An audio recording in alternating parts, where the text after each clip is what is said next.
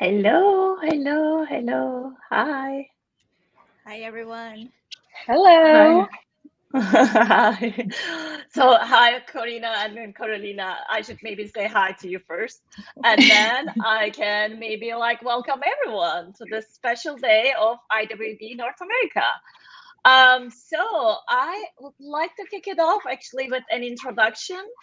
So I'm Kübra, and I am the regional lead for North America Women Techmakers program.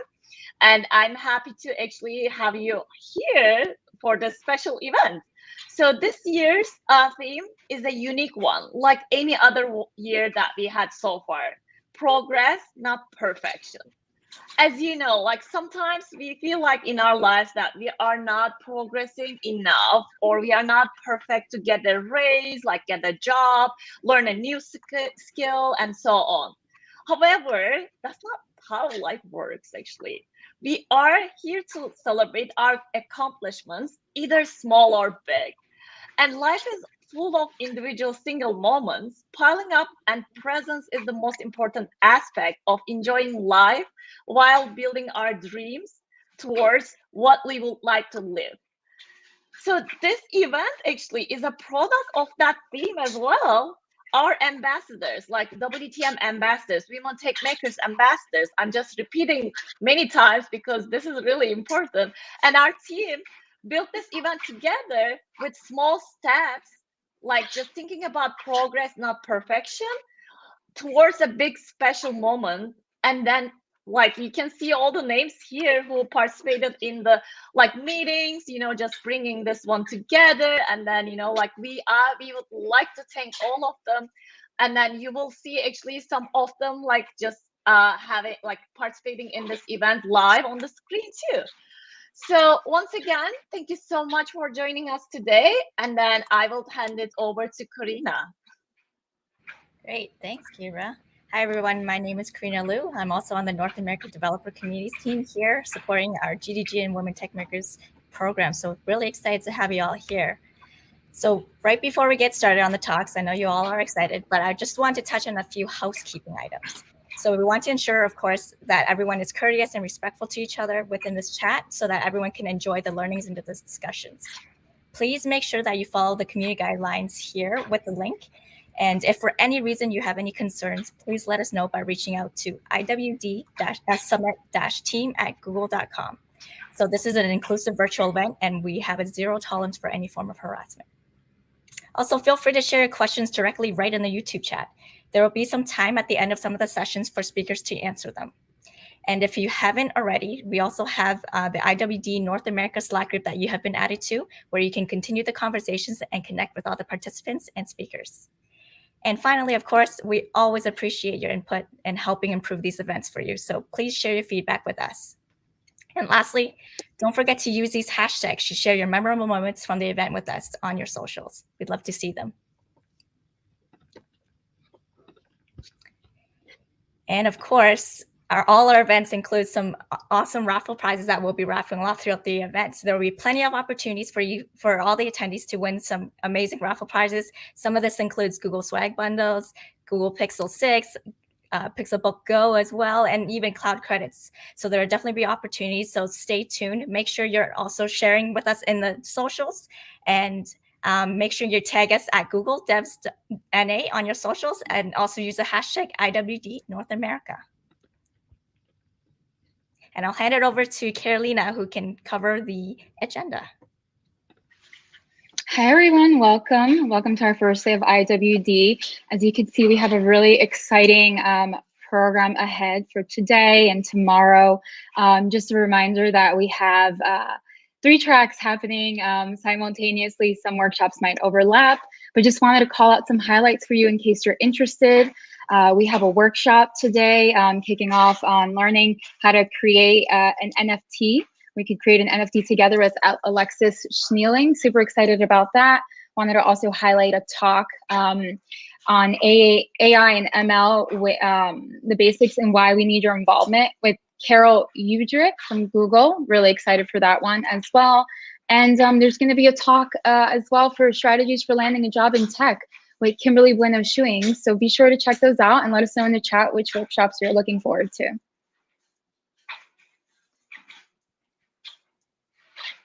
So moving on to our first talk today with Sequoyah Patrick. She's the global head of our Women Techmakers program here at Google. She's going to talk a little bit more about the program and share some insights on that.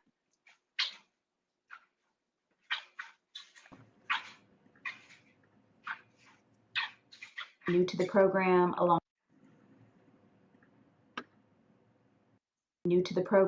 long timer, or just showed up today to see what this event was all about.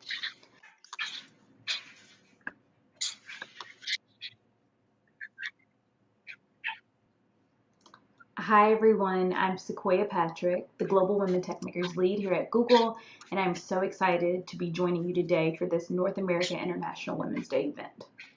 Some of you may be new to the program, a long timer, or just showed up today to see what this event was all about. For those of you who have been a part of the program as an ambassador or member, thank you, thank you, thank you. You continuously inspire us every day and make it really fun to be able to come to work every day to do my job. For those of you new to our Women Tech Maker events, welcome, and stick around for the entirety of this event today, and we hope that you will continue to engage with our content as either an ambassador or member in the future as I run us through high level exactly what that means. So who are we? Why did we get started? And why is this program one of the coolest around? So our mission as Women Tech Makers is that we really exist to provide community resources and visibility so that all women can thrive in tech. And this aligns with Google's top level goal and commitments to diversity, equity, and inclusion to ensure that we are building more helpful products and ecosystems for our users around the world. So how is our program, our Women Tech Maker program, aiding in doing that? So I'll run us through a few of our top priority, but definitely not all of our global initiatives. So first and foremost, we have our ambassador program, and then we have our membership program that I'll talk a little bit about. International Women's Day that hosts cool events like the one today, the Women Developer Academy, as well as our online safety training and hackathon. So our ambassador program is one of our largest programs. Ambassadors are leaders passionate about empowering their tech communities through organizing events, public speaking, creating content, and mentoring. We interact with our ambassadors a lot and we love it. I've had the honor of getting to know some of the Rockstar North America ambassadors, and they are truly phenomenal women, and I'm looking forward to getting to know so many more of our ambassadors over time. We as a Women Tech Makers global team want to ensure that we're continuing to give back to those ambassadors through providing them with resources and trainings and helping to develop their careers through our brand new Women Tech Maker Ambassador Academy. We actually opened this event up today earlier, and if you missed it, no worries. You can check it out on demand at womentechmakersonair.withgoogle.com. This event was open to everyone this time, but in the future, most will only be offered exclusively to our ambassadors as a thank you for their dedication to the program. So to date, we have over 1,000 ambassadors, and we are growing. Applications are currently open throughout the weekend, so if interested, I encourage you to apply. Let's say you're like, nope, sounds like too much of a commitment. I can't undertake that right now. No problem. We also have our membership program, which is also a very good program. We currently have 84,000 plus members today and growing. Through membership, we offer curated content, resources, and events, as well as a Slack channel based on career levels to help really foster that community between our members. So our members oftentimes, they get a first peek at things happening at Google in the within the Women Techmaker community, as well as just tips and best practices for self-care through our curated newsletters that we send out once a month. We would absolutely would love to have you as a member. It's free to sign up. It takes literally 2 seconds. And so if interested, please check it out and join at womentechmakers.com/members. So now I'll jump into International Women's Day. International Women's Day, or for us, International Women's Months, is celebrated in March and April of each year because, let's be honest, one day of celebration isn't enough. We should actually be celebrated all year long. So each year we have a theme. Last year was Courage to Create, and this year is Progress, Not Perfection, where we are celebrating any progress, big or small, and acknowledging the strength that we demonstrate when we don't let fear hold us back from whatever dreams we want to follow. This can show up in these months in so many different ways. We encourage our teams to host events like the one today, where we will be celebrating women's economic, political, and social achievements, hosting personal and professional development sessions, and celebrating and sharing inspiring stories, best practices, and resources within the community. To me, personally, progress, not perfection, can show up in so many different ways as well. Most recently, it's not how fast I get there, but that I get there, and really being sure to appreciate and count my small wins along the way, not being, super overcritical or hard on myself when things don't work out, but understanding that some things take time and being sure to, really enjoy the ride and not rush the process. So I would love if you have a second, or throughout the day, throughout the event, just to add into the chat what progress, not perfection, means to you. I think it could be super inspiring to other attendees on the call. So now I'll jump into talking about our Women Developer Academy and how we came about creating it.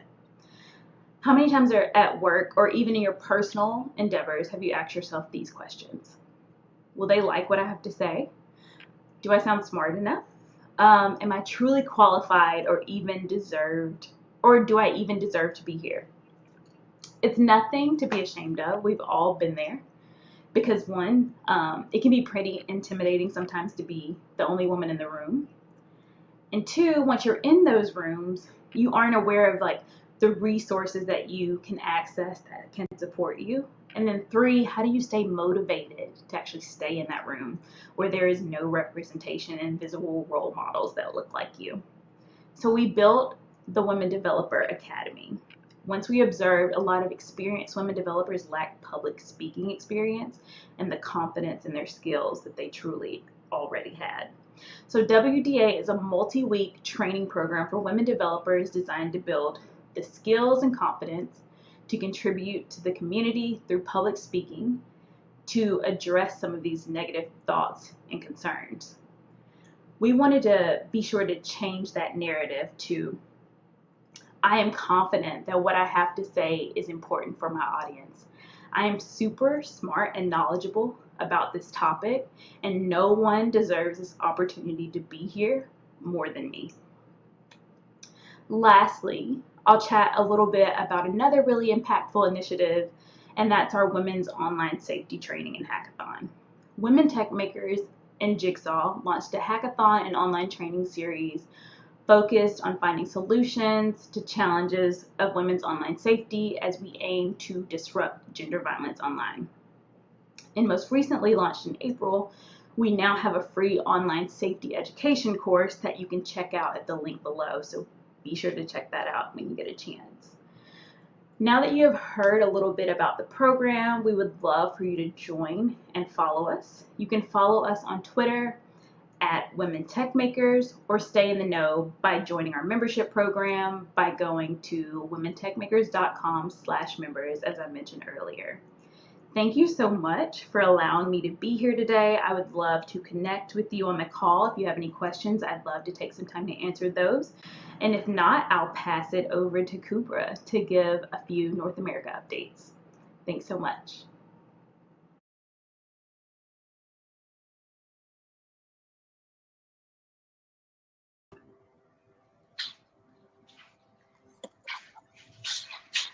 Hey everyone. Okay, so looking at the comments, so someone asked, how do you sign up for the Women Dev program? I think you're talking about the Women Developer Academy. So that is based on being selected within regions when regions host these. I'm not sure if the North America team has any plans at this time, but when they do, they will send out a blast for people to sign up. It is a very high touch program where we offer mentoring as well. So just be on the lookout for that, apply, and then if selected, you'll be able to go through that process. Let's see, someone asked for sorry, go ahead, Carolyn. Yeah, no, I could help you pull some questions. Someone was asking if it's difficult to become a Women Techmakers ambassador. Yeah, I mean, I don't think it's difficult in any way. It is an application process for ambassadors. We are really looking for women who are like passionate about community building, who either want to organize events in their community, and those events can range from technical topics to hosting events like the one today, full-on summits, or it could just be like leadership development types of events, but you don't only have to be an event organizer. You could also be a speaker at events or a mentor at events, as well as a content creator. So we do have the process. Regional leads in each region go through and actually pick, but we are looking to grow the program. And as mentioned, the applications are open throughout the weekend, so we would love for you to apply. Great, thank you. Does anyone else have any other questions? Feel free to keep sharing them in the chat.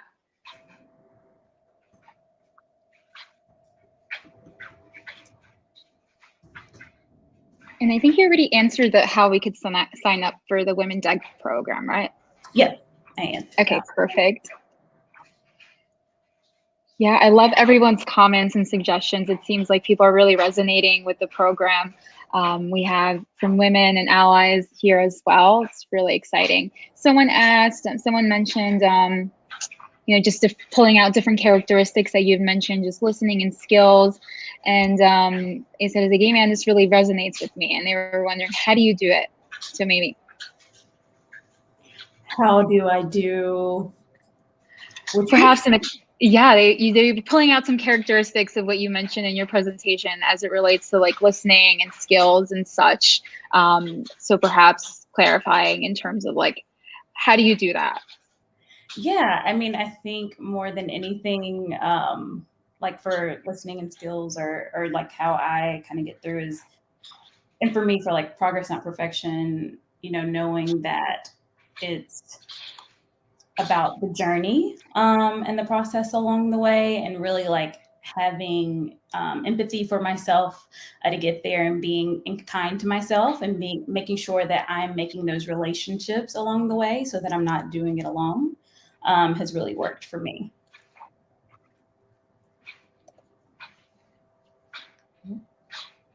Great. Yeah, that's exciting. Thank you for sharing that. Yeah, hopefully I answered so it's like it's always like a combination of the skills, right? The more technical skills, but also the more human sort of skills that we are all trying to harness as well. Yep, 1000%. And so someone asked, I think, just kind of sourcing through comments and such, they mentioned that the program isn't accepting applications just now, but seems the program isn't accepting applications just now. Maybe if you could just chat a bit more about just the deadlines around that. Yeah, so the Women Tech Maker Ambassador application, I think is what you're referring to. It actually, we were going to close it today because we were having large events like this. We decided to extend it to the 2nd. So if you are interested, please do sign up over the weekend. If for some reason it's not showing available, let me know and we can make sure to send that out in the chat as well. Great. Thank you. That's really exciting that we've extended the program. I'm going to include it in the link. So everyone, please feel free to check that out, learn more about the program, sign up, share it out with any other incredible women in tech you are aware of. And I think unless anyone else has any other burning questions, thank you so much, Sequoyah, for joining us. We also have the Slack as well, where we can continue chatting more about the WTM program or any other program Sequoyah spoke about here today. Hey, thanks, Carolina. Thanks, everyone. Thank you.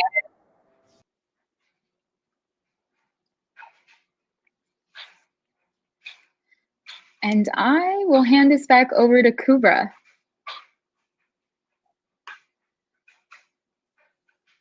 All right, thank you, Carolina. So yeah, I am back with my own actually presentation for today. I won't take too much time because I know we have great speakers like along the way. So maybe I can just a little bit, give like some of the other details for dedicatedly for North America, and then I will be actually just talking about other inspiring things that I would like to actually just pass it forward to you.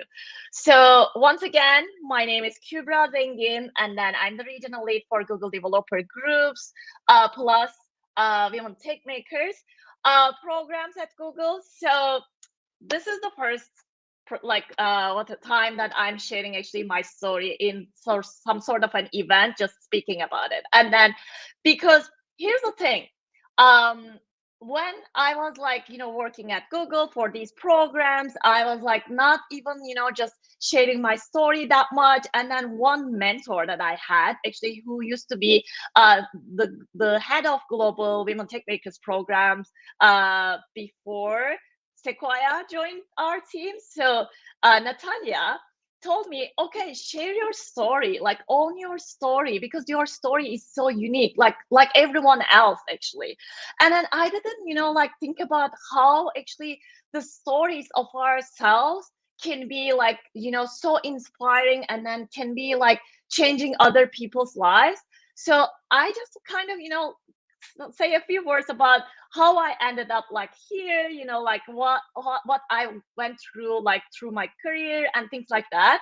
So first of all, yeah, I was born in Istanbul and then studied chemistry at college. So this is literally different from what I'm doing right now. And then I was like trying to just get into tech, literally, because I was so in love with the, like technology and then the marketing part of it. I didn't like see this was actually a thing like at the college time. So then like when I was thinking, okay, what should I do with my life, at 22 years old. So I was like, okay, I want to work for tech. This was my passion at that time. And then I was like, let me just see what I can do with it. And then I reached out to a bunch of people who were like influencers at that time, in tech in Turkey.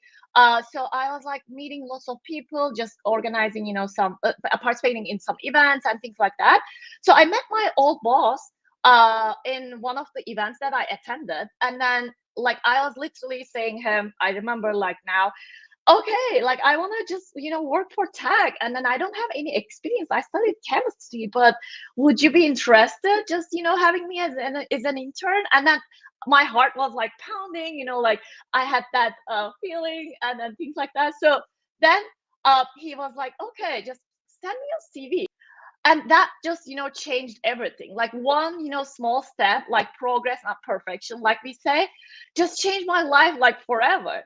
So I became an intern at that digital agency, and then like that led me to have another another job at a big company in Istanbul. Like I was actually just building products like later on, and I'm working on UX design. So that's just fast forwarding. I actually I couldn't believe, what I was actually in that sector, like looking back, at my current situation, but that happened. So then I was like, okay, what can I do next, right?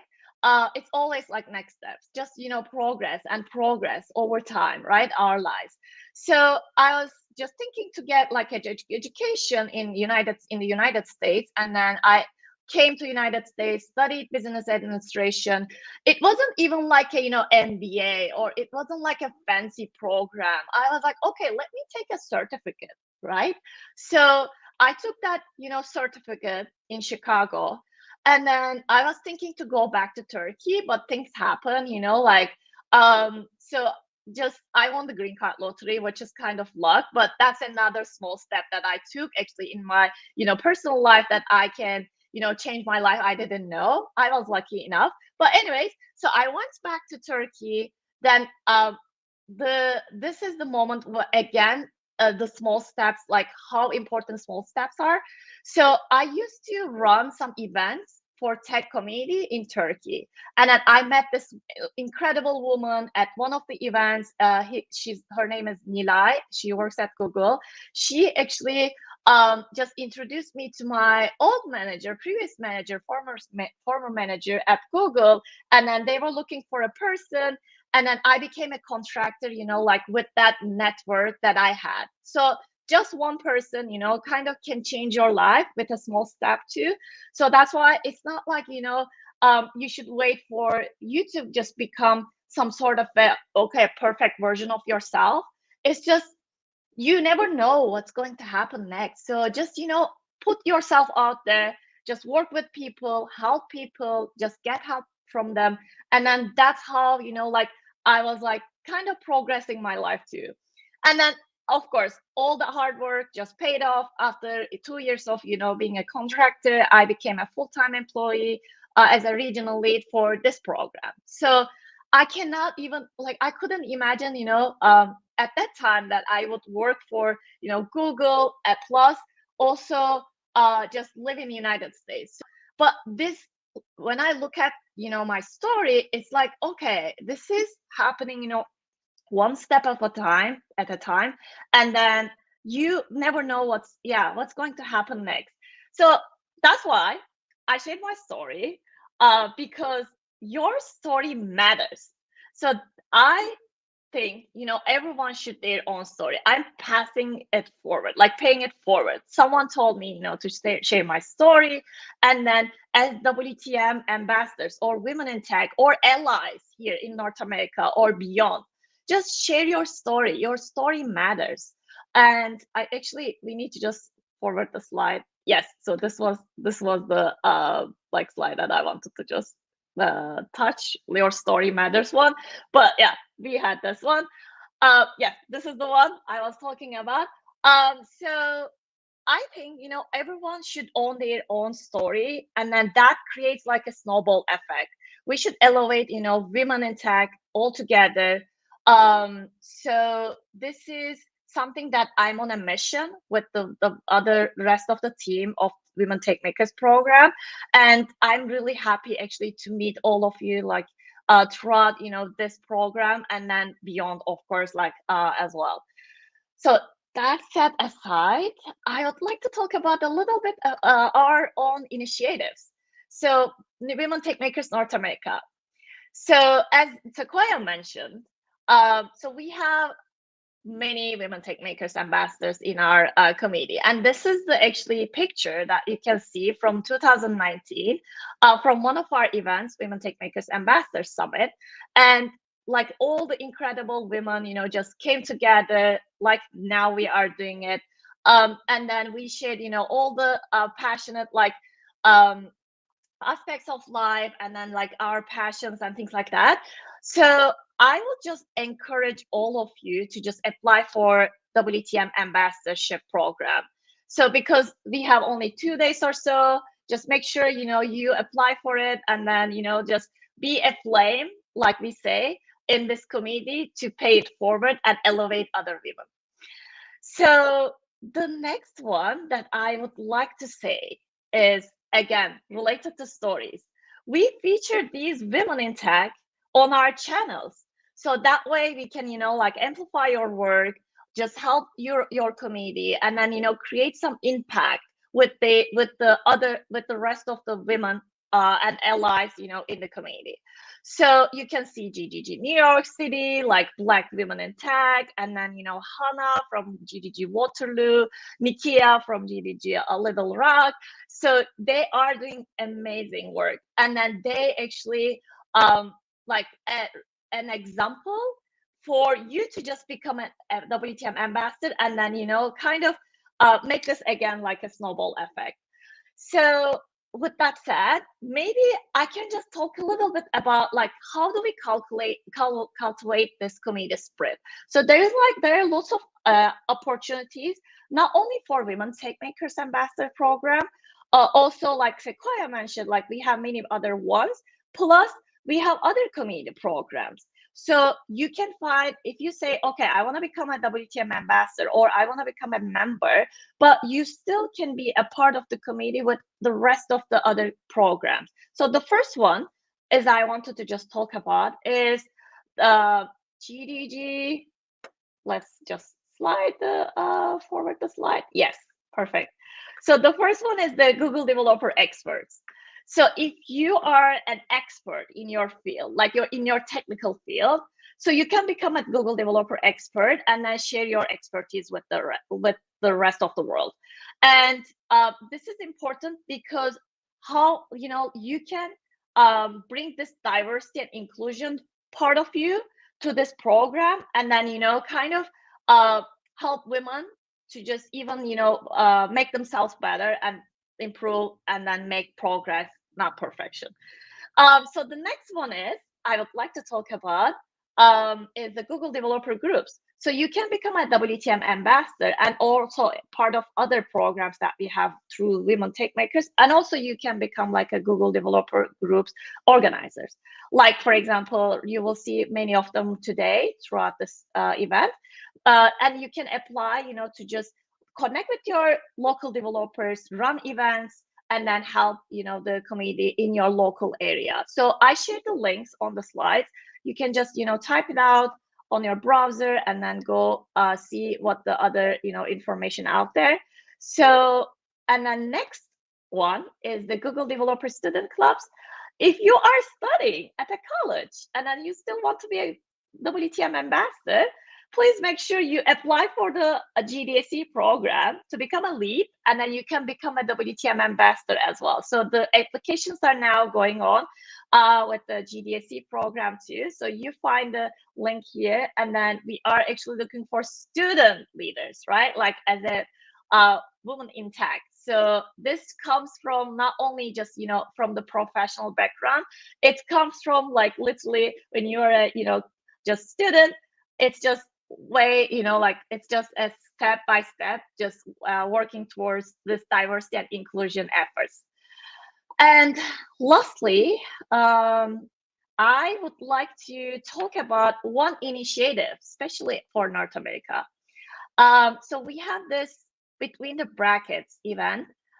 This is like a video podcast style show bringing together experts and Googlers to discuss Google technologies and community with just the topics of Android, like AI, ML, and then web or cloud. So you can participate in these shows, like just by signing up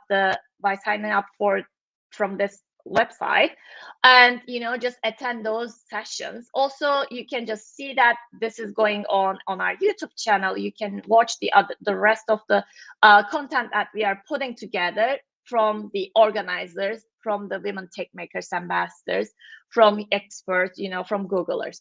So yeah, we are actually waiting for you to come to this one. And lastly, I know I'm kind of rushing now a little bit to make it on time for the next panel that we are going to have.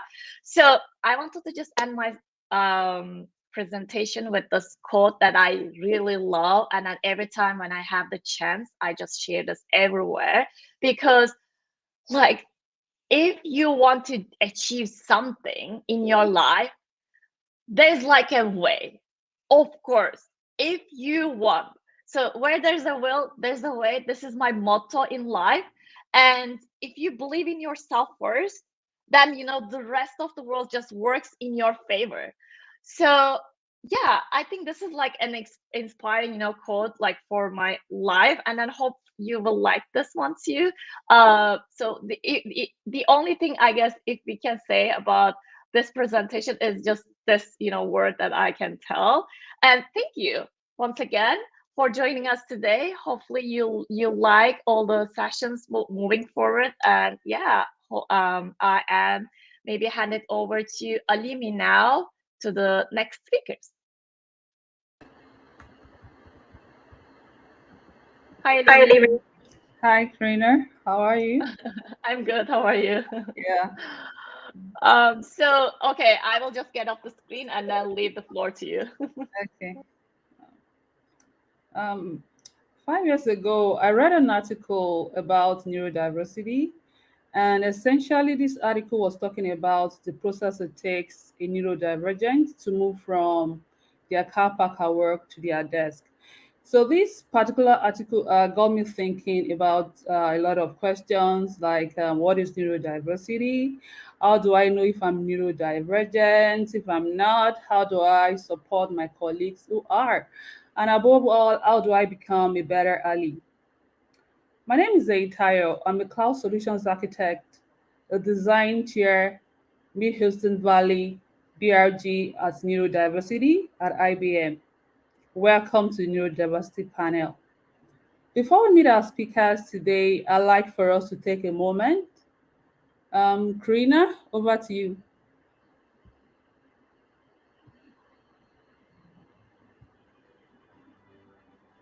What does it mean to be autistic or to be neurodivergent? To be told that you are too sensitive, too honest, too literal, to be misunderstood. The complexities of being neurodivergent in today's world are multi-layered and confusing at best, leading to thousands being unemployed with devastating impacts.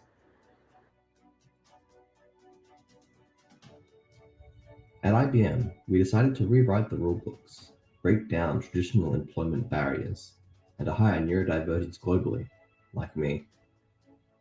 And to support and accept the neurodivergents that are already here at IBM, like me. To move beyond awareness into acceptance, and not only of autistics, but dyslexics, ADHDers, and beyond. To respect neurological differences as any other human variation. To be equal. To be equal. To be equal. To be equal. Today, with neurodivergent IBMers, like me, we can bring a new perspective. To share our strengths and passions, and work with others who share our goals. So we all better understand ourselves. Together we know our own business better, inside out. Develop advanced solutions on very complex platforms. Across blockchain, on cloud, or within cognitive systems. The truth is, our approach to neurodivergent talent has made IBM more agile, faster, better. More human. More human. IBM puts smart to work with neurodivergent professionals.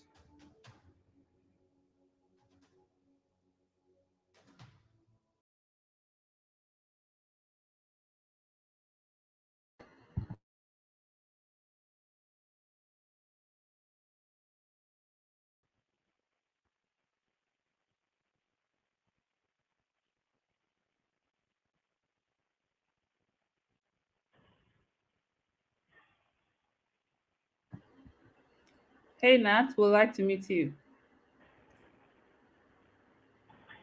Hi there, can you hear me? Sorry, everybody was on mute for me. So my name is Nat Lyckowski. I am neurodivergent. We do exist. I have been with IBM for 27 years, and I'm honored and blessed to have a paid role at IBM to be the Global Neurodiversity Advancement Leader, to work on sharing the concept of what neurodiversity is, not only within IBM, but externally as well. All right, thanks, Nat. Alex, let's meet you.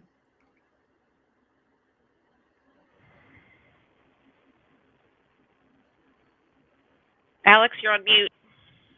Oh, Eyitayo, thank you for having us. Hello, everyone. My name is Alex Leventhal, and I'm a proud ADHDer at IBM.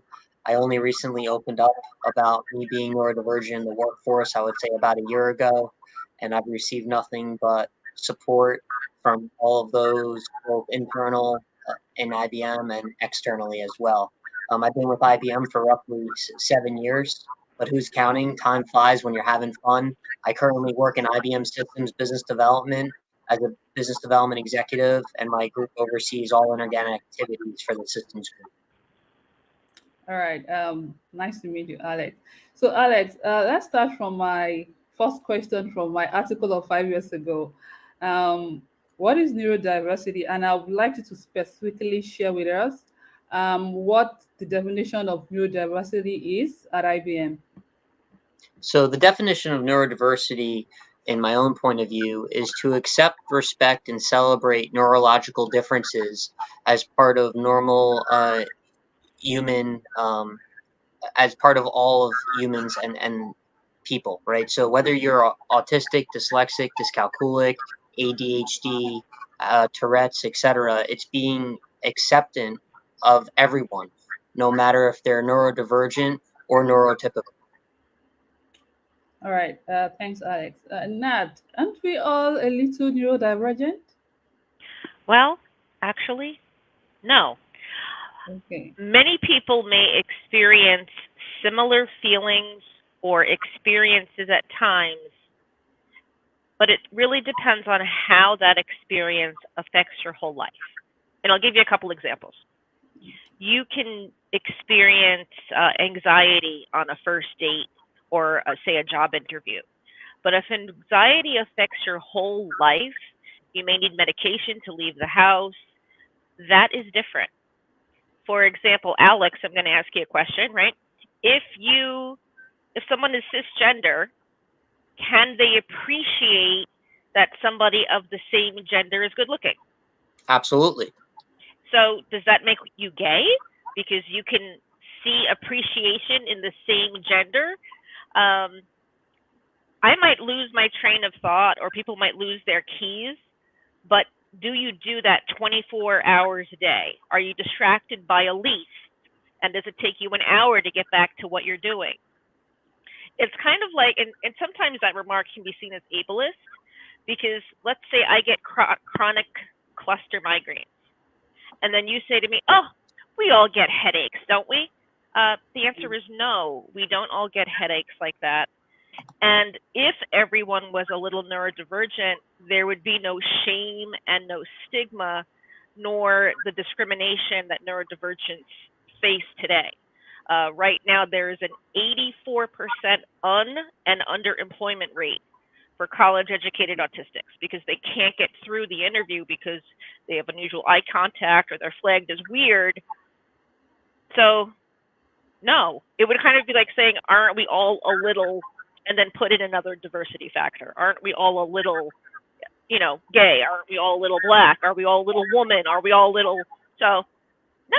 You're either neurotypical or you're neurodivergent. Okay. And I'm a neurodivergent. Okay. Thanks. Same here, proud neurodivergent. Yeah, thanks. So, how do I know if I'm neurodivergent? Yeah, that's a good question. How does one know they're gay? How does one know that they identify with a particular identity? Yes, you can go to a medical provider and they could give you some random test, depending on the test, to determine whether or not you are diagnosed. But it's based on a piece of paper. right? And a lot of these exams or evaluations are biased for 8-year-old affluent white boys. So if I take the test as an adult, as a woman, as a person of color, you know, you can't in many cases get that golden ticket, right? It puts the burden on the individual to find a provider that takes your insurance, that doesn't have a wait list, and you can get through all of that. And if that provider is still biased, then you still can't get what you need.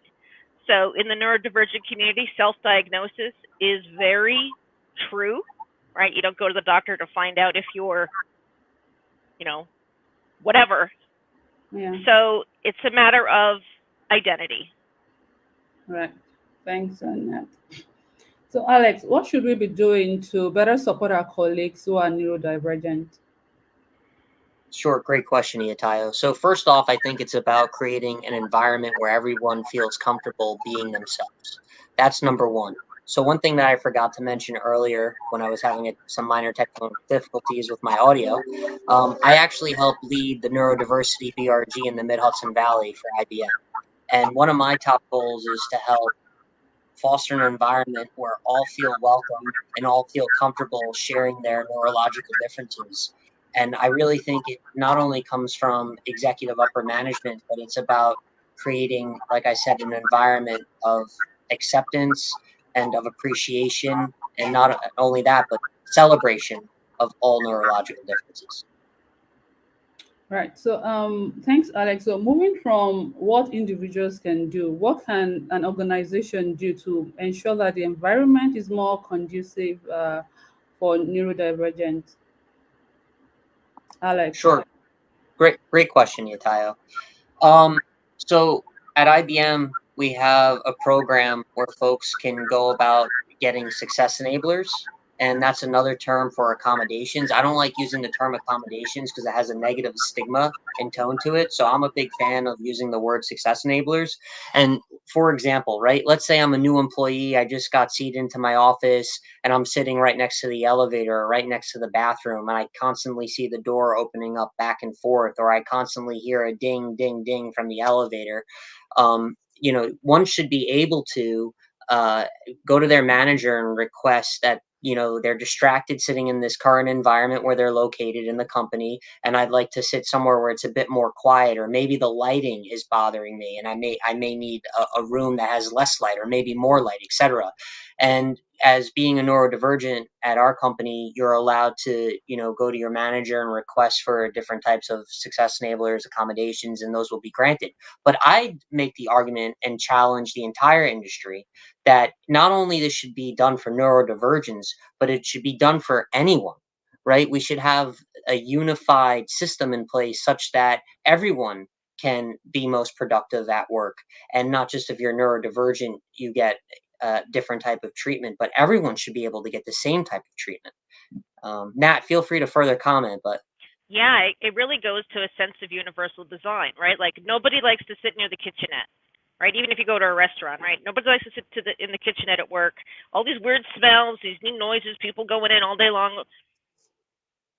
Well, can we put a door on it? Can we put an exhaust fan? Can we make that outer area seating? You know, like, you know, to eat your food. You know, what can we do to reduce that sensory diet so everybody has control? But it also is virtual, right? And virtual, cameras off versus cameras on. You know, some people may need to start at 10 a.m. because they take medication, and there's nothing wrong with taking medication, and you need that extra time to get going. But maybe somebody needs to check on an elderly parent before they start their day. Maybe somebody needs a break in the day to go pray or pump breast milk. Like, all of these things make us human, and the burden shouldn't be put on the individual to go through this, you know, go through these humps. And a lot of companies are already, you know, 10 plus years, they've been working in the neurodiversity space, and it's good for business. You know, they've seen that it's, you know, like 92% more productive, 66% higher, higher loyalty when you can look to neurodivergence. And a lot of things cost nothing, right? Can we provide the questions to the interview in advance so people aren't as anxious? Okay. Right? Right. I would just go to further add, right? Being an ADHDer, I get distracted a lot, and maybe more than someone who's neurotypical. However, if I needed to have noise cancellation headphones, I can be able to go to my company and they should be able to provide those to you at free of charge at no cost. And not only, are they doing you a benefit, but you're now being able to, be a better contributor in the environment. And as a result, you'll produce better work and you'll be able to be your true self. Yeah, thanks, Alex. I totally agree. So, Nat, is there anything you'd like us to know about neurodivergence? I would just say that we're 1 in 20, right? So 1 in 20 people in your family, in your company, your clients, your friends, and being neurodivergent crosses all other diversity factors, all gender, all race, all ethnicity, all sexual orientation, all gender. So there's a lot of stereotypes involved. Like if you say an autistic person, you think, Sheldon from Big Bang, a white cisgender male who's good in IT. But it could be an Asian trans accountant. It could be anybody. It could be your neighbor. And we exist and we have a voice, and the voice needs to be heard. And their skills, not only for IT rules, like dyslexics are very good at seeing the big picture. And on LinkedIn now, you could check a box to say dyslexia is now a skill on LinkedIn. ADHDers are great at multitasking. It's like, being a penguin, right? You may not do well in the rainforest, but the penguin can swim and survive harsh temperatures. There's nothing wrong with the individual. It's the environment and being seen for your strengths. Right. Thanks, Nat. Being seen for one's strength. So, Alex, would you like us to know anything also about neurodivergence? I think neurodivergence bringing a unique perspective to the table. We may think differently, but that's perfectly fine and acceptable and okay, right? It's being able to, as I said before, have an environment set up where folks feel comfortable being themselves. And as a result, when they feel more comfortable, I think they'll be a better contributor to your workforce and eventually to the bottom line. If you're working at a for-profit company or if at a nonprofit company, they'll be able to come up with better ideas, right, as to how to better that organizations and set the direction for the future. So at the end of the day, it's just accepting those for being able to look at problems through a different lens and different perspective. All right, thanks, Alex. Alex, this question is also for you. So how can we encourage more people to learn about neurodiversity? So personally speaking, the first thing I did when I found out that there was a term called neurodivergent and neurodivergentness and neurodiversity, I Googled it. I had no idea neurodiversity even existed. I was diagnosed or recognized as an ADHDer back in 2003, 2004, sometime within that time frame. And I had extra time on testing quizzes growing up. I was the kid who had the 504 plan, who went into another room to take their exams. And it wasn't really spoke about a lot. I was sort of ashamed by being that person that was looked at differently. But over time, I learned that, it's actually a gift. And it's something that, I can use and help better humanity and society with by being able to multitask or look at problems through a unique lens and perspective and look at, a different angle versus where everyone else is coming from. So, hopefully that answered your question. Yeah, it really does. Thanks, Alex. So, Nat, what will be your final word for everyone today? Yeah, my final word for neurodiversity is representation. If you are an NDer, please come out. Please share your story. It's kind of like showing your pronouns. Once you start using the word and you start talking about it and that it's okay and that it's a strength, you will find so many people coming out to say, hey, me too, hey, me too. And then it's, hey, this works for me. and we can share best practices. But more importantly, we can then rally. Like any other diversity factor, if you're running an initiative for women, you have to get the opinion of women. It can't just be all men. We need synergy between our allies and our constituents, but you need the constituents to say, okay, April is Neurodiversity Month or Autism Month. What do we want to do? You know, when you're donating money to an agency that's supporting this, ask if they have neurodivergence in leadership positions, or is it just all ally run? Or is the agency working to try to find a cure? You know, would we want to find a cure for LGBT or any other difference, right? What is normal? Things like using identity first language, right? We don't say in the community person has autism or with dyslexia. We don't use the puzzle piece icon because autistics are whole people, right? Who would want to be represented by a missing piece? And especially one that's all brightly colored to foster a stereotype that autism is only found in kids or boys or whatever. So the infinity symbol is used. You know, think about what you can do to be an ally, and it's talking to neurodivergence and learning from the community and not just from a medical textbook. Right. Thanks, Nat. We have a couple of questions. Let's see if we'll be able to take some questions. For Alex or Nat, what do you wish you had done to address your needs when you are in school? I ask this as someone who works in K through 12 CS education. Yeah, I can jump on that. I Sure. do a lot of youth advocacy through scouting and through other agencies.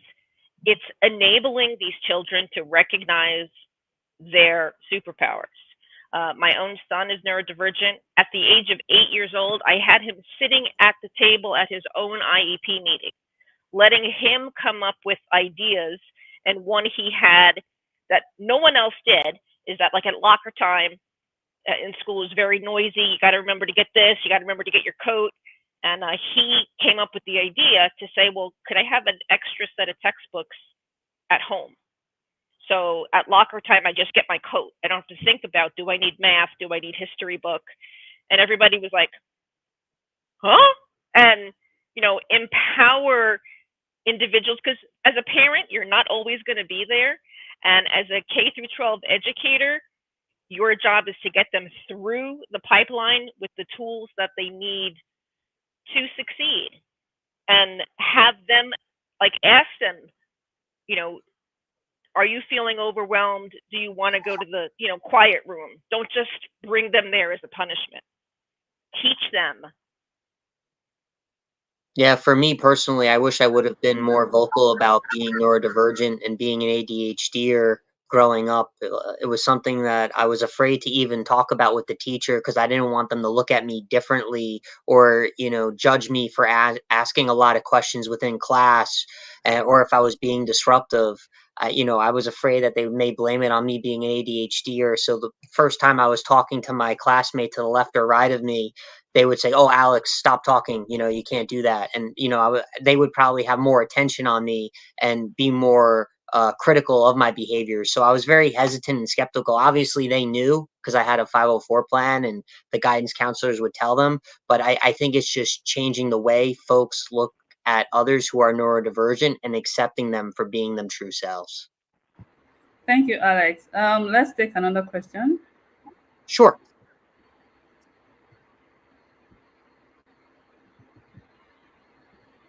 If someone suffers lots of pain from AC cold in the office, is that neurodiversity as well? So I could try taking a stab at answering that question, and then you could feel free to chime in. Absolutely. I would say yes, it could be, right? Folks can focus in better temperatures than other temperatures. I know for me personally, I like the room a bit more on the warmer side than the colder side. I tend to have cold hands and cold feet, but my mother always said that means you have a warm heart. And personally speaking, I focus better when I don't feel cold and I feel warm, but not too warm. Nat, over to you. Yeah, I would say, I mean, there are, like again, diagnosis like sensory integration disorder, where you could feel hot versus feel cold. Being neurodivergent for myself, I don't get hung up on labels, except when I was in school, or when my son was in school, and I was like, give him every label that you can so he gets the most hours of help. Like I didn't I didn't care what, if they wanted to call it. But as an employee, if you can have that candid feedback and say, listen, I experience pain here. Can I move where I'm not sitting under the vent, or being able to work from home? Put it from a business perspective, right? It's not like you're complaining. It's like, I can work better if I do this. A lot of neurodivergence, COVID was a silver liner for them. A lot of neurodivergents were begging to work from home so they can control their own sensory environment, focus or temperature, or not have to pay the emotional toll of fighting the traffic, putting on nice clothes, navigating the hallways, the cafeteria. And COVID showed a lot of companies that, yes, people can be productive at home, and I'm happy for that. Yeah, thanks, Nat. So, Alex, let's have your closing remarks. Sure. I just want to say thank you, everyone, for tuning in and listening to us. As some of you may know, this is Neurodiversity Celebration Month at IBM, and I just want to say that I'm proud to be an IBMer, proud to be a neurodivergent, and just remember, representation is key, and there is nothing about us without us. Thank you all. Yeah, thanks, Alex. And with that closing remark, we've come to the end of this neurodiversity panel. Thanks, everybody, for tuning in and joining us, and see you some other time. Bye. Thank you, Eyitayo.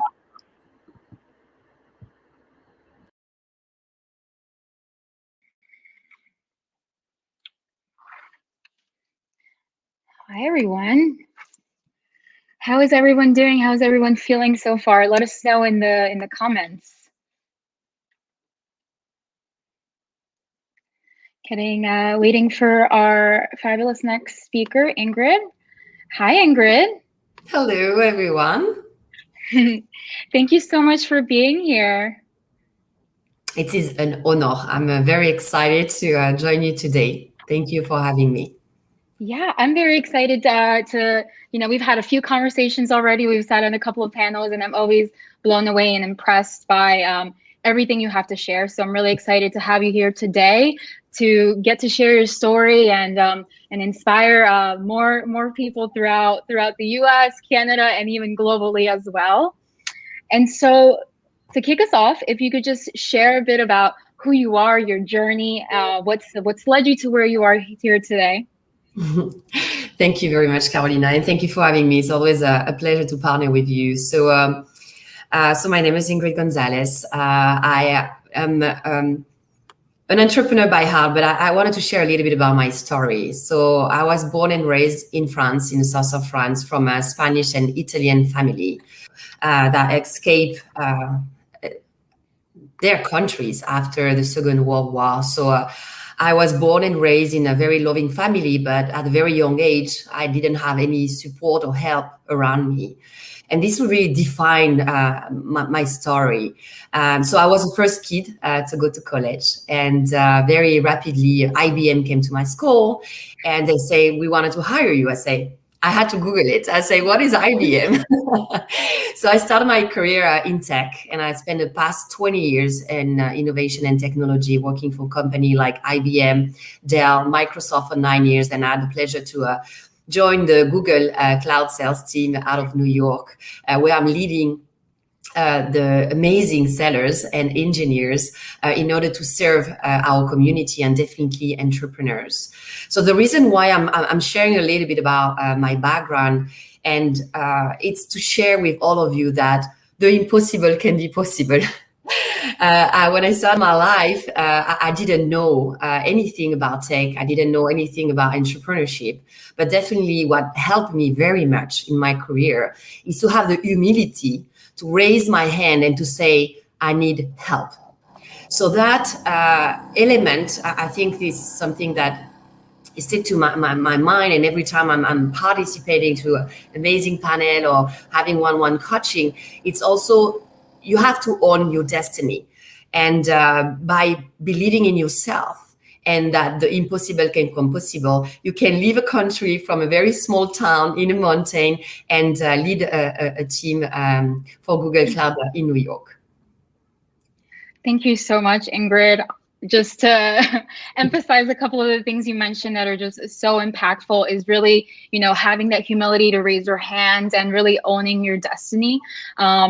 Also love your journey and your background as well. Seems like you have a very entrepreneurial spirit, right? You've done a lot of firsts that have led you to where you are today. And I also know that you recently launched a nonprofit during the pandemic to help women entrepreneurs. If you could share a bit more about that and what inspired you to give back to women entrepreneurs. Thank you, Carolina, for the question. So I graduated from a master's degree in entrepreneurship. And obviously at the beginning of my career, I was always attracted to launch my own business, but at the same time, for security reasons, to pay back my school, my studies. I always worked for big, large corporation, but I always had that entrepreneurial spirit. And I said to my mind, I said, the day when I'm more established and when I have the time to give back, I will definitely think about a way for me to support women and support women entrepreneurs. So I'm the president and chairwoman of a nonprofit organization called Positive Planet. With our goal is to really empower men and women to leave poverty through entrepreneurship. So I've been building programs in order to help entrepreneurs or human beings that have an idea to put that idea into effect. So I've been supporting through my nonprofit organization amazing entrepreneur who raise their hand. And again, the program is about people that have aspire to achieve big things in life and they don't have the tool to do it. So with Positive Planet, we create different program, Accelerator Hub for minority women, we create a digital inclusion program, and we are building the e-learning platform in order to help entrepreneurs to create their own business and to live their own conditions. So there's a lot of tools out there, a lot of amazing volunteers that they're here to hear you, support you, and help you to achieve your dreams. That's so exciting and very great to hear how you're accelerating women on their own entrepreneurial journey as well. Is there, with your work with women entrepreneurs, is there something that you've noticed on their journey that maybe has helped you reflect, maybe a piece of advice that you could give women as well on their entrepreneurial journey, or even as they move into their tech journey as well? I think that we work a lot about confidence. I think that the women have been suffering the most this past couple of years, and also during the pandemic, which was very challenging personally and professionally for them, sometimes losing their job. So you lose that trust in yourself, and we are here to help build their confidence by bringing them tools, support professionally, and also coaching them in order for them to believe in themselves and to realize that their dream is very close and it's at their hands. So it's very humbling for me to be able to share a little bit about my story, to help them to connect, to create that network, to support them with mentorship and sponsorship, and to help them to be more confident. And I think that when I'm mentoring and I'm engaging with this amazing woman, the thing that is really important is for you to be able to think, reflect, put your vision on paper, and surround yourself with the right people that are going to help you, advise you to achieve your project or your company or anything that you want. But definitely surrounding yourself with experts, surrounding yourself with people that have been going through the same journey as you, they can give you amazing tools for you to leverage on your day-to-day. That's exciting. Thank you. And I just want to, folks in the chat joining us, please send your questions or thoughts, post them, and we'll get to them in a few. And so Ingrid, you have such a fascinating story, what you've shared from your journey and the work that you're doing with entrepreneurs, and as an executive in tech as well. I'm very curious to know, how do you refuel? Well, it's just, I will say it's these type of events, and it's you. And, for me, what's very important is creating a more inclusive world. And when I wake up in the morning, it's all about the impact and the positive impact I can have around me and I can have on this planet. So it's always giving time for people that need the most, and sharing your knowledge, your experience, and definitely help and listen.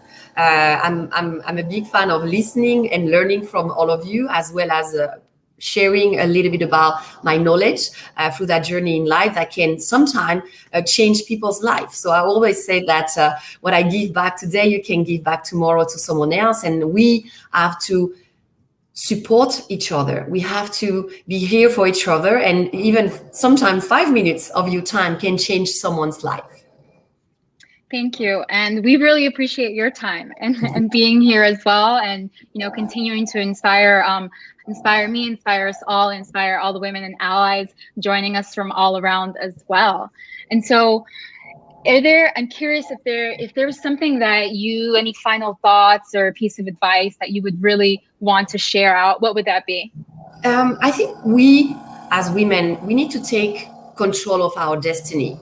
We cannot wait to have someone to come to us and say, I have a job for you, or I have an opportunity for you.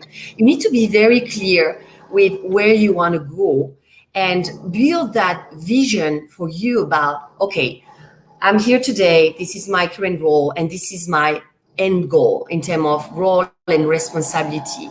So you need to be able to put on paper thoughts, ideas about your strengths, your area of growth, and things you need to work on in order to get access to your next job will give you access to the next job. So you have to be very purposeful and be very articulate about sharing with the rest of the world your desire.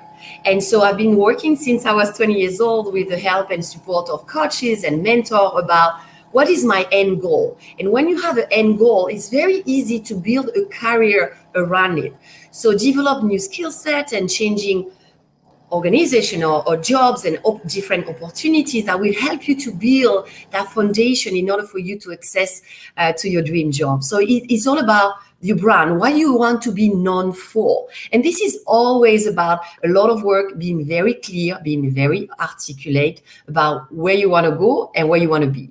And surround yourself, again, I repeat that because for me, it was extremely instrumental in my life, in my career, to have several mentors all around the way in Asia, in Europe, and now in America that can provide me some insight, coaching, guidance at every single step of my career. So very purposefully, I choose men, I choose women, I choose people from my industry, outside of my industry, that will provide me some different ideas that I could implement or not, but at least different perspective. And I always pick my mentor coming from different background, different culture, different reason in order for me to learn and stretch myself and be constantly, I will qualify myself, I am a learner. I'm happy when I go to bed at night, when I learn something new every day. I love that. Thank you so much, Ingrid. That's, being very purposeful and intentional with who we surround ourselves with. That just really speaks volumes, I think, to your journey into everything that I think we could be inspired by as well. And so I'm gonna, unless you have any other thoughts you would like to share, I'm gonna pull a couple of questions in the chat. I see a couple of them coming in, and just want to encourage other folks to share as well. Let's see, we have a question here from Sherry. When you decided the first step is always the hardest, how do you take your first step? It's when I was younger, I was scared. Always very scared to take that first step. And with more experience, you get more courage. And it's about taking that first step and having someone around you that can push you a little bit. So if you are in that situation to be very worried about taking a first step for any kind of opportunity, personally or professionally, is to have that person It can be a friend. It can be a mom. It can be a co-worker that you can have that discussion with that person that you trust. You can be vulnerable, and you can really prepare yourself for that first step. And you can anticipate, all right, maybe failure, or maybe I will have a success. And by having this open dialogue with people that you really trust the most around you, it gives you strengths in order to take that first step. And if you fail, well, try to fail fast and not be beating down because you took that first step and you were not successful at it. To say, okay, that first step was not successful, but let's have a second step, and be courageous to be able to take that next step or the second step with grace and with positive mindset. I always say that to my team today at Google, I say, I want you to embrace a growth mindset. And the growth mindset is very important in every single situation. We are challenged every day, and every step may not be successful, but it's for you to have a bigger picture, take a step back, and reflect with a positive attitude and fail fast. Wow, I love that. I told you, everyone, Ingrid is just incredibly inspiring and very just honored to have you here to just share, more wisdom and insights. I'm going to grab another question here from the audience. Great insights. Thank you, Ingrid. How do you realign successfully and stay motivated if your end goal changes along the way? Great question, Fatima. Thank you. It's a very good question. You define success at a different stage of your life, personal life, and your career. What motivates me, really everything I do, personally or professional, I need to be in alignment with my core value. So I always wake up in the morning about what's important for me and what motivates me. And at the end of the day, it's working with people. So every single opportunity, what motivates me is the people around me. I don't want to fail because of them. I don't want to fail for my team. I don't want to fail for my family. And they always give me that smile and that positive mindset in order for me to be and go after different goals. Because yes, absolutely. Sometimes goals can change. But at the end of the day, if you're in alignment with who you are, with your core value, the adjustment is pretty easy. I hope I answered your question. Thank you. Thank you so much. Okay, I think we are about time. Thank you so much, Ingrid, for being here today. Thank you, everyone, for your questions as well. We have our Slack channel where you can continue sharing any thoughts or reflections. We'll be sure to share Ingrid's LinkedIn as well, and the website to her women entrepreneurial nonprofit in case you're interested in learning more about future accelerators. Thank you so much again, Ingrid. Really a pleasure having you. Thank you for having me. Thank you, Carolina. Thank you also to Anna and Nerezova for bringing me to this amazing event. And I wish you all the best. Please contact me if you need any advice on LinkedIn. And if you want to volunteer for Positive Planet and have a positive impact in the world, don't hesitate. I will be very happy to have a one-on-one chat with you. Have a wonderful day, great conference. And I hope you will be inspired by these 2 days. And thank you, everyone, for organizing this beautiful event. Amazing. Thank you. Bye.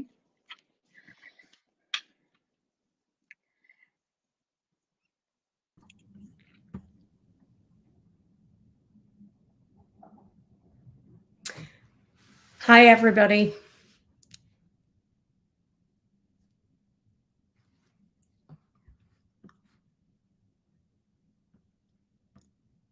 Hi, I'm Ujcic. I'm a GDG ambassador and organizer for the community of New York City. Welcome to the AI, ML, and the basics and why we need your involvement. I would like to welcome our next speaker, Carolyn Ujcic, who heads and leads Services America's global practice at Google. I met Carolyn at a cloud workshop before the pandemic. Carolyn has been a Googler for over 11 years and has made tremendous impact within the community. It is my pleasure to welcome you to the Lightning Talk with Carolyn Ujcic. Welcome, Carolyn. Thank you so much, Ujcic. I'm thrilled to be here and to speak to all of you today. So I'm going to go over a very quick presentation on AI and ML, the basics, and why we need your involvement. So hopefully I'll inspire you a little bit with some of the content. Also encourage you to think maybe a little differently about the role you can play with AI and ML as you might evolve your careers in that direction in what you're doing today in tech. All right. So I'm going to go ahead and get started. As Ruchi mentioned, I've been at Google for over 11 years. I'm part of our Google Cloud organization, and I lead a team in the Americas that provides consulting services for customers who want to do AI and ML projects on Google Cloud. And this has been a great opportunity for me. The role didn't exist when I joined Google, so I've definitely had kind of a strange path to get here, but it's been an amazing opportunity. I'll tell you a little bit about what that means, give you an example of our customer work, and then I will also talk to you a bit more about responsible AI and your role in responsible AI going forward. All right, so I just want to level set with a basic definition of machine learning. I know not everyone here is a data scientist or ML engineer, so we're going to start with that.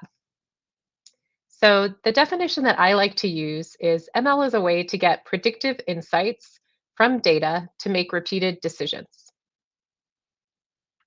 Now, that may sound a bit complicated, but each part of that definition is really important when you think about ML. So you can think of it kind of like a recipe, and each of these are important ingredients. So think about what you do today for work. Think about the business that you're a part of.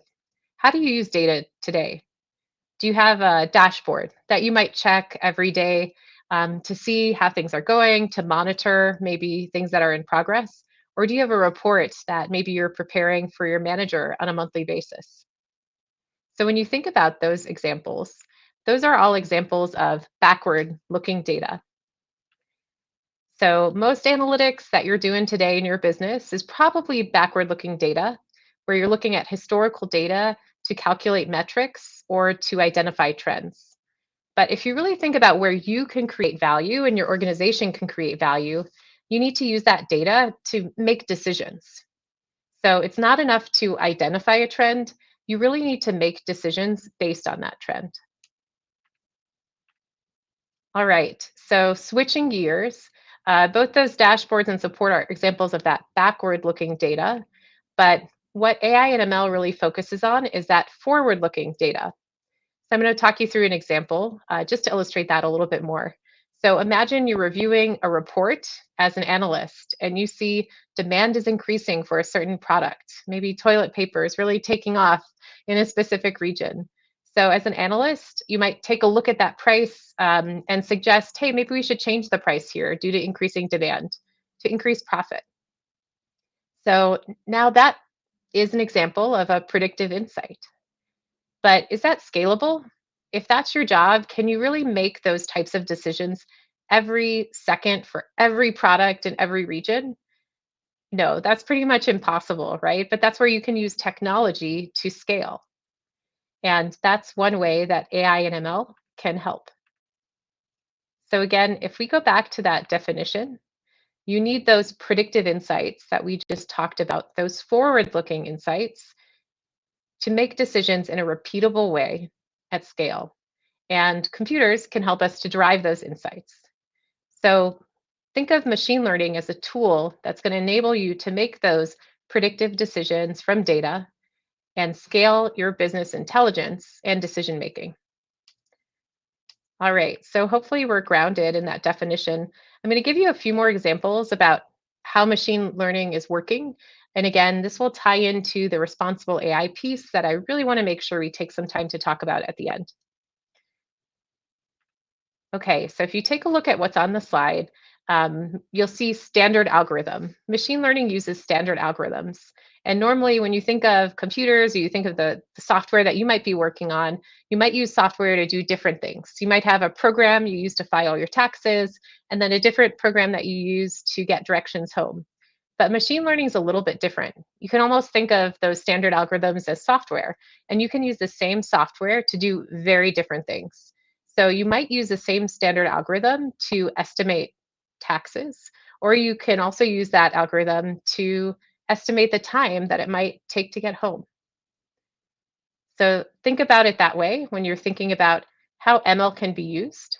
And once that software is trained for your specific application, that's termed a model. And again, you'll see that listed on that slide. So whenever we're doing machine learning, we need to train a model with many, many examples. It's a little bit of an oversimplification, but for the majority of cases, this is the way that it works. So we would train a model to estimate taxes by showing it many examples of tax returns. And we would train a model to estimate a trip duration by showing it many, many journeys. So again, in many cases, that's the very first step of AI and ML. And an example consists of a few things, and you'll see it on the slide here. But we've got our examples. You'll see the different shapes, and each of those has a label. So that's the correct answer, if you will, for that specific example. So imagine if you're working at a manufacturing company and you want to train your model to identify defects in parts that maybe are assembled into products. So you'd collect a data set of images of those parts. Some will be good, some will be defective, and for each image, you would have a corresponding label for that example. All right, and then what's cool about machine learning is after you've trained that model, you can use it to predict the label of images it has never seen before. So again, you can show it an image of a part, and it's going to be able to correctly predict if that part is in good condition. And note on the slide, the parts that we have, the shapes that we've illustrated, they look different than the previous ones, but that's because the model can now generalize to other examples. All right, and so the key to making that model able to generalize is to give it lots and lots of data. So you can see here on this slide, we have a few examples of standard use cases. Again, maybe you can start thinking, get your wheels turning about how you might use these different use cases in different ways. So you might be detecting a pattern in image. Maybe that's for some sort of healthcare diagnosis, or it could be for manufacturing. Maybe you're trying to predict the future of a time series. So again, what is the demand going to be next week and then the following week as well? And you can also use machine learning to understand or transcribe speech or text. So many, many different applications. Again, a lot of opportunity for you as you grow in your careers and as this technology continues to advance. So now I'll briefly talk about an example of some of the work that my team has done with some of our customers. So this is just one example. We work across many, many different industries, but we worked with Roostify, and they are a home loan company. And we really help them to digitize and automate a lot of parts of the mortgage process that can really slow things down. Again, so we worked with them very closely. We identified their use case, tried to understand what data they have. We also were able to bring some of our Google technology. We do have some pre-trained models that you can use to accelerate things. But in many cases, there's a little bit of customization that you need to kind of get things right. And so Roostify was a company where we were really able to come in and use a pre-trained model related to lending.ai and fit that into their business process so that they could make decisions faster, but again, in a responsible way. And we'll talk more about that on the next slide. But lots of really exciting career opportunities with AI and ML. So definitely would encourage you all to take a look at it as a potential next step in your career path. Because it's so new, there's always something to learn. There's a lot of opportunities for folks to come in and learn who might have non-traditional career paths. So I had that experience. And again, I'm hoping you all might see that as a next step in your career and be able to help with this area of huge potential in technology. So now we'll talk briefly about responsible AI, and then hopefully we'll have a little bit of time for questions. If not, I'm happy to chat in the Slack, or you can connect with me on LinkedIn. But responsible AI is something that's really important to me personally. It's an area of work that I really appreciate, enjoy, and find to be incredibly complex. So at Google, we have a list of AI principles for how we want to work with AI and ML technology. Because as you know, technology can be an extremely powerful tool for many different things, and it can be used for good or not so good. So on the slide on the left, you'll see a list of green numbers, and those are our AI principles. So we try to align the work we do and assess it against those AI principles. I'm not going to read through them all, but there's a lot of great information on our approach to responsible AI that's on our site as well. So that's something else you can take a look at. We also have a list of applications we will not pursue. So again, these are ways that we basically expect technology could be used not for good, and so we don't want to be involved in those. So I'd encourage you, especially as you build a career in AI and ML, to really stay focused on responsible AI and think about, again, in your organization, what are your organization's AI principles and how do you want to put those into practice? Okay, so I'm going to take you through some more information about how you can do AI responsibly, especially as you get more involved in that in your work. So one, use a human-centered design approach. You may have heard about this before, but again, this is even more important with AI and ML. You need to think about how your users are going to experience that technology. How are they going to experience those predictions, those decisions? So AI can make things much better for humans in many ways, but again, you want to always take that human-centered approach to design as well. So you also want to know your training data. And again, that's why I walked you through that example at the beginning, because you want to make sure that your machine learning model is able to predict. And largely, the way they predict is a reflection of patterns in the training data. So understand any limitations that that data might have. Again, is it representative? Do you have enough examples of a particular subclass or subgroup of what you're trying to predict? And there's a lot of patterns in the data that aren't always obvious to us as humans. And those patterns can reflect societal norms, practices, and biases. So knowing they are there can really help you decide what to do. And again, I think many of you, with your focus on allyship, with being a woman working in tech, are probably in a unique position to help us really spot and understand some of those biases and some of the issues that might be present in your training data. And then finally, the last thing is interpretability. So treat that as a core part of the experience. Why did the model make a specific prediction? So again, we want to make sure that things are explainable, and it's explainable in a way that a human can understand. And we're building a lot of cool tools related to interpretability and explainability to make that easier, and again, help you to do AI more responsibly. So I know we're almost out of time, but want to close with this slide. Technology, again, really important, really powerful. I'm excited to see so many of you playing a role in technology and how we're using it around the world, but it's something that is very powerful, and we want everyone to be able to benefit from that. And that's why these responsible AI discussions and these topics are so important. And again, I think you need to play an important role in how we use that technology going forward.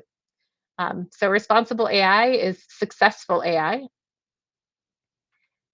And finally, I'll close with a few other resources. So hopefully, again, I've inspired you to explore ML a bit more in your career. And if you're getting started and want to explore more, there's a great data scientist and machine learning engineer learning path available from Google Cloud. So you can check that out, as well as once you're getting a little bit more experienced, or maybe you have been working in the field for a little bit longer, there's an ML engineer certification you can take part in.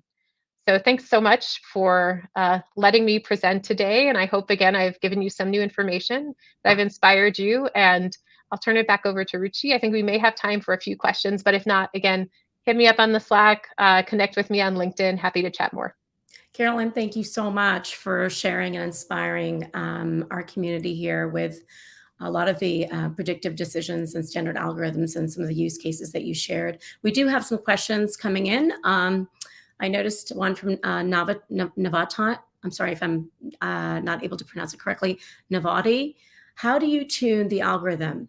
What kind of expertise and strategy do you need to play around with these parameters of the algorithm? Yeah, that's a great question. And I know we're a little crunched on time, so I'd love to talk to you more about that, Naviti. And we have a lot of great tools in cloud to help you do that on Google. So I'm happy to speak to that a bit more. It does depend on the algorithm you're using, but there's a lot of great, I would say, best practices that I can share with you around that. I think we have time for one more question that's coming in from Dan. Real world problems tend to be less clear cut than image classifications. For example, how do you predict using somewhat fuzzy data? Yeah, that's a great point. And what you point out is spot on. So real world problems are less clear cut. And, we talked about the importance of knowing the limitations of your data and the training data that you have. So that's really critical. And that's an early step in any ML project. You want to make sure that you take a look at your data. Is it high quality, right? Does it represent the things that you want to? And there are some strategies that you can use to collect additional data or to maybe enhance your data. So again, happy to chat more about that. I know we don't have a lot of time. So Dan, maybe we can connect on Slack, and you can tell me a little bit more about your specific question and maybe that specific scenario that you're thinking of. Carolyn, thank you so much. Dan, thank you so much for asking that question. And yes, we can connect on Slack, and that brings us to Nicole Bensen.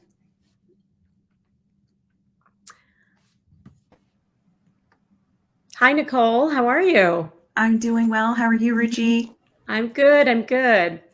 Well, our next topic is about from overwhelmed and octopus. What does that actually mean? Come find out as Nicole Bensen shares tips through activities and other measures to support your well-being. I'm excited to introduce you to Nicole Bensen, a well-being ambassador and corporate facilitator and founder at Tentacles and Tea. Thanks, Ruchi.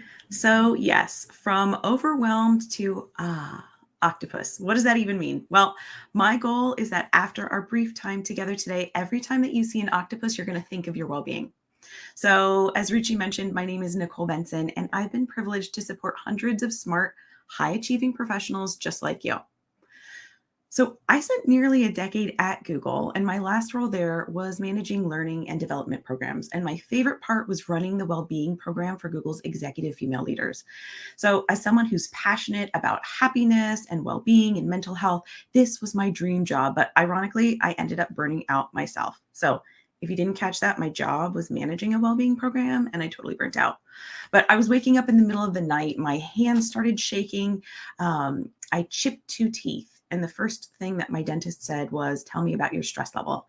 I went to my doctor. I went to a stress coach. I went to therapists. I went to a psychiatrist. And eventually I made the decision to leave Google to spend more time studying things like happiness and self-compassion, mindfulness, and how different personalities achieve goals. I got my positive psychology coaching certification, and then I founded my well-being company, Tentacles and Tea, where I now teach corporate employees simple, impactful ways to increase happiness and get ahead of burnout. So if you find yourself feeling more tired, less motivated, or you're struggling to stay focused, you might be experiencing burnout too, and we're not alone. So there was a study recently done by Deloitte that found 77% of their respondents experienced burnout at their current job. And importantly, the study stated that 87% of professionals surveyed said they have a passion for that job, but 64% said that they're frequently stressed. So this dispels the myth that if you're really passionate about your job, that you're immune to stress or burnout. So that was me. I loved my job. This was my dream job, and yet I still burned out. So what does an octopus have to do with your well-being? Well, octopuses, and yes, that is a correct plural form of the word. Octopuses are really flexible depending on their situation. And when I say flexible, I mean literally flexible too. So a 600-pound octopus, which is about 270 kilograms for those not using US measurements, can fit through a hole the size of a US quarter. That's about 2.5 centimeters. They can ink and flee a situation. They can change the color and texture of their skin to camouflage and blend in. They've even been known to cut off a limb to escape a predator, and the limb will grow back. So my workshops are all crafted to teach people toolkits or to build your toolkit of ways to be flexible in your life. So know when you should ink and flee, when should you camouflage, when maybe is cutting off a part of your life actually the best thing for you. So today we're going to do 3 simple activities that are going to support various aspects of your well-being. And they're all things you can do in the middle of your workday. So first, we're going to do a stretch to energize you. If you're anything like me, I've been sitting and watching these amazing presentations. So we're going to do a stretch in a moment. We're going to do a writing exercise to lift your mood. And then third, we're going to do a breathing exercise to calm our nervous system. So if you're sitting right now, the first thing that I'm going to invite you to do right now is to stand up and stretch. If you're able, get your legs in a really wide stance, stretch your arms as much as you can above your head. Then see if you can stretch just a little bit more. Then we're going to do a couple of neck exercises that are really great for people who are, if you're like me, sit in front of the computer or in front of your phone a lot. So if you're still standing, that's fine. If you're sitting, just make sure you've got a neutral spine, that your shoulders are down and back. And then the first thing I want you to do is turn your neck to the left. Imagine you're an owl and notice the thing that you can see as far as you can to your left, just by turning your neck and keeping your shoulders square. And then you're going to do that to the right.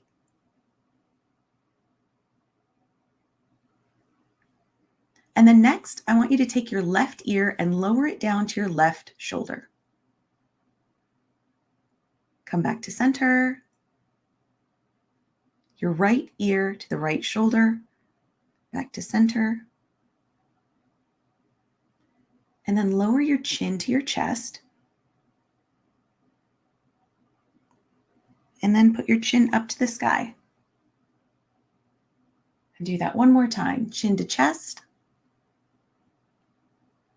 Chin to sky. And then this time, I want you to lower your left ear to your left shoulder, but we're going to do a little variation. I want you to just glance toward your right armpit. Don't take your neck all the way down. Just keep your left ear on top of your left shoulder and point your chin slightly. Then back over your shoulder and center, and then do that to the right. Right ear to right shoulder, and just point your chin towards your left armpit. You should feel that stretch on the back of the left side of your neck. Back over and center. And then we're going to do 3 chin tucks. So what this means is you are going to point your gaze straight forward. And then I'm going to turn to the side so you can see this, but you're going to push your neck or your chin back like this. So you want to keep your chin parallel to the ground. And if it's helpful, you can use a finger or two, but you want to give yourself a beautiful double chin here. Just take your chin, keep your shoulders square, and push your chin straight back. Back. If this hurts, please don't push yourself. We're going to do that one more time. Chin back.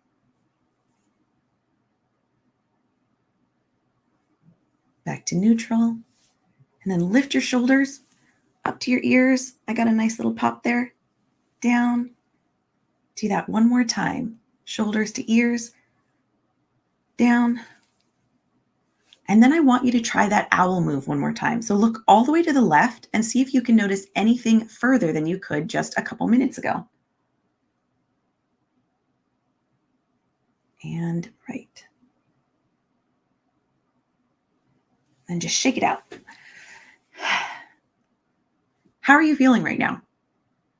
Did you get a little bit of energy maybe when you were standing up and stretching, or does your body feel a little looser, maybe a little bit more relaxed?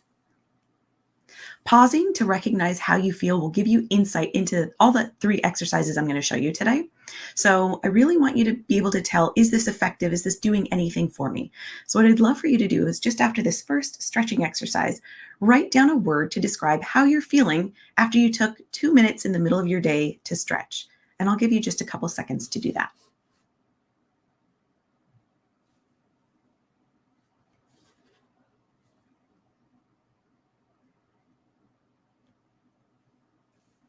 Next, we're going to do a mood boosting journal prompt. So we're going to use our senses and the season. I'm in the Bay Area, California, so it is spring for me. If you are joining us from the Southern Hemisphere, you might have different things that you're noticing. But I want you to think about things that you love about this time of year where you are. So using your senses as framework, think about something that you like seeing, hearing, feeling or touching, smelling, and tasting. Let me show you a visual example. So again, it's spring for me. I love seeing blooming magnolia flowers. I love hearing birds chirping early in the morning. I love feeling the cool morning air through my nose and the feel of gently falling rain. So this picture shows some more aggressive rain than what I was mentioning, but this visual was just so happy I had to include it. I also love the smell of the air right when it starts to rain and sniffing flowers that I see on my neighborhood walks. I like tasting fresh lemon squares and lemonade. Is anybody else's mouth pucker just looking at this picture of a lemon? So admittedly, for me, lemon and lemonade will carry over into summer, but I like to kick this off in the spring. So it's your turn. I'd love for you to grab a pen and write down at least one idea for each of your senses. But of course, you can write as many as come to mind. But think about the season where you are. What is something that you like seeing? And of course, continue from there. I'm going to give you about 2 minutes to write things down that you appreciate about this season. I'm going to play some music in the background, but you don't need to watch this video. It's just got some spring images and music for you to write down things that you enjoy.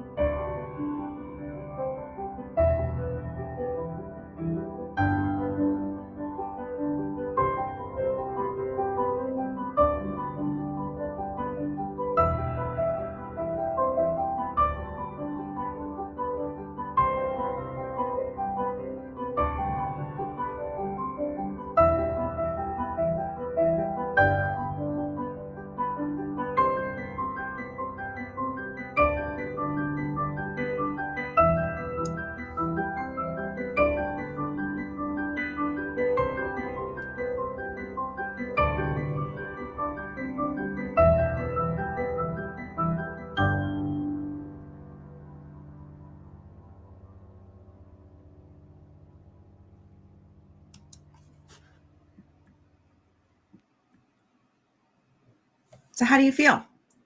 I want you to really check in with your mind and body right now and write down one word to describe how you're feeling.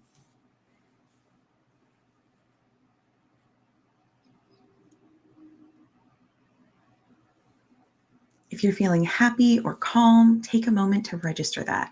It'll make it easier for you to remember this tool the next time you need that little mood boost. So again, that was 2 minutes.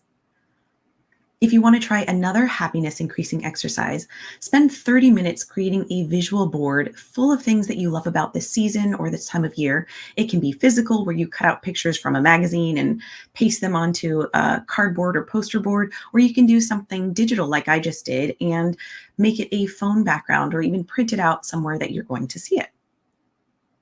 So for our third and final exercise, I hope you've still got some warm fuzzies. I want to extend your warm feelings by writing down 3 things that you love or appreciate. It could be from that list of things that you just made, but it doesn't have to be related to the season. I just want you to think about 3 things that you love that make you so ridiculously happy that you can't help but smile when you think about this person, this place, this event, whatever it is. So I'm going to pause for about 30 seconds and let you write down 3 things that you love.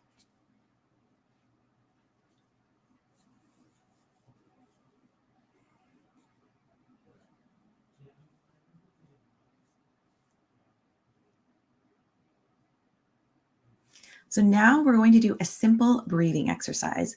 You're going to say, I love, I appreciate, I'm grateful for, or I'm thankful for, whatever phrase feels right to you. You're going to say that phrase followed by the first item on your list.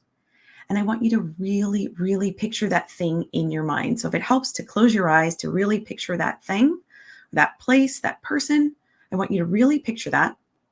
And then you're going to take a deep breath in through your nose for a count of 4. And then you're going to exhale through your mouth with pursed lips for a count of 8. So in for 4, out for 8. And if you're in a place where you can say this out loud, I would welcome you to try that. If you'd like, you can even place a hand on your heart, a hand on your belly. So let me demonstrate what the first one looks like. So for me, let's just say, I love puppies. And right now I'm picturing a wagon full of darling little puppies. And then I'm going to take a deep breath in through my nose for 4 and out for 8.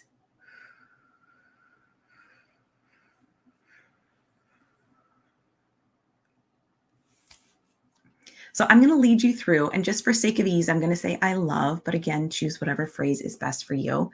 And I'm going to stay silent on the item so you can say yours out loud. So we're going to do 3 of these. I love.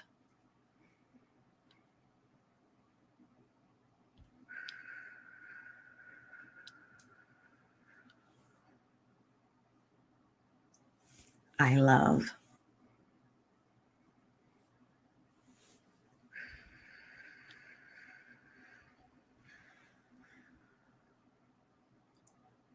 And last one, I love.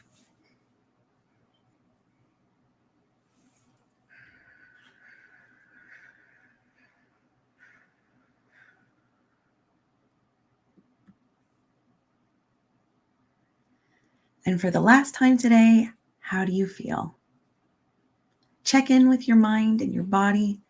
Write one word to describe how you're feeling right now.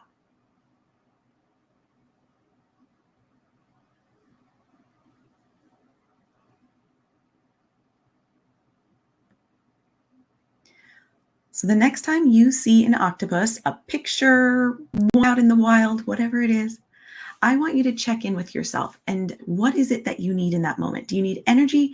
Maybe stand up and take that big stretch. Do you need an injection of happiness? Take 2 minutes and use your senses to guide you in things that you appreciate about that moment. If you need to lower your heart rate, take a moment to breathe in for 4 and out for 8. And when you're feeling overwhelmed, I want you to take a deep breath and say, ah, octopus.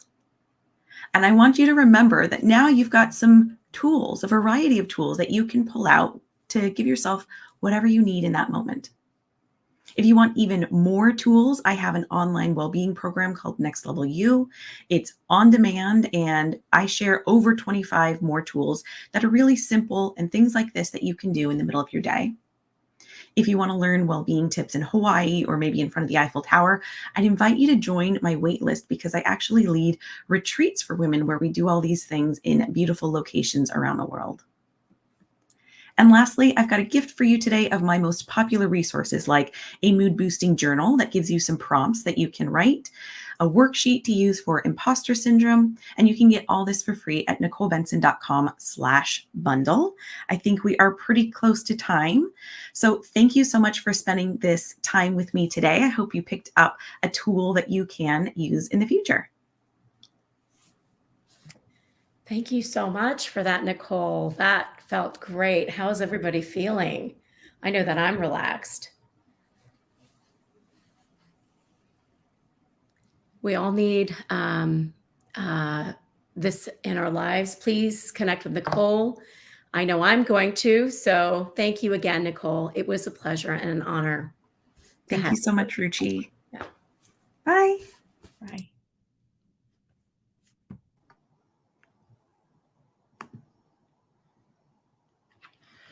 Hi, everyone. I hope we're all feeling very energized and ready for our break. I know that was such a great mood boost for me. And so what a perfect segue into our 10-minute break. And just a reminder that we'll be heading over now into our afternoon tracks.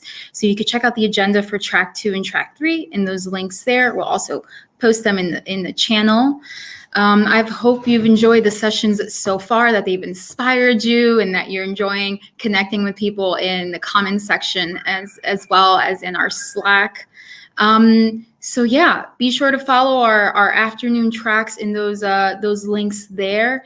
And I think right now we are going to show you a really cool video that our community put together in what progress, not perfection, means to them.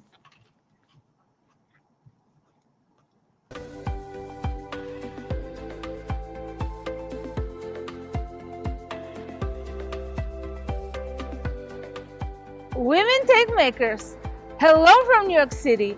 I'm Anna Nerezova, your ambassador and Google Developer Group lead. Progress, not perfection, means letting the world see who you are. Hello, my name is Nakia Simpson. I live in Little Rock, Arkansas, and I'm part of the GDG Little Rock and Women Techmakers communities. I believe that progress, not perfection, means that it's okay to make mistakes. I believe that's the best way that we learn new things, and that career paths aren't always straight. Sometimes they lead us in different directions, sometimes forwards, backwards, across, up, down. But as long as it leads you into the path that you're ready to go to, it's all good. Hello everyone, I'm Nadia Taheri, organizer of GGG Cloud Sherbrooke and ambassador of Women Techmakers in Sherbrooke, Canada. To me, progress, not perfection, means trying to start doing something you love, but you know the result can't be perfect. You do your best by working hard and longer. For example, I'm not perfect with my English accent, but I love making this video. I'm agreed to produce this little video by working hard and going above and beyond. I know the result doesn't pretend to be perfect, but I love taking my time to make this video. I love learning and making progress. Don't wait to be perfect to do something. Maybe this time will never happen. Enjoy the event. Hi, my name is Ujcic, and I am a customer success engineer. Today, I am here to celebrate the IWD Progress Not Perfection 2022 event. As a GDG ambassador and organizer for New York City, I share with you what Progress Not Perfection means to me. It's about taking time to pause and connecting with each other, strengthening our partnerships, having fun, allowing our creativity to drive us, being a lot more empathetic to women in tech, helping each other, and celebrating each milestone within our communities. Thank you and enjoy the event. Hi, my name is Mariam Hassan and I'm a part of Women Techmakers in Canada. Today I'll be talking about the theme for International Women's Day, that is progress, not perfection. So progress, not perfection means to me taking consistent action. It also means taking steps to make improvements towards your project, towards your goals, and not comparing your journey on day 1 to someone's journey on day 10. It also means that understanding that perfection in its purest form is an illusion, and while having high standards is great, perfection can make you dysfunctional. Let yourself know that you are a hot commodity in this space. Please don't say yes to anything. And there will be opportunity that comes and that will suit you for you. Hello from Canada. I'm Projeda, a Women Techmaker ambassador and GDG organizer. Progress not perfection means to me is just get on the floor to achieve your goal without being worried about being perfect.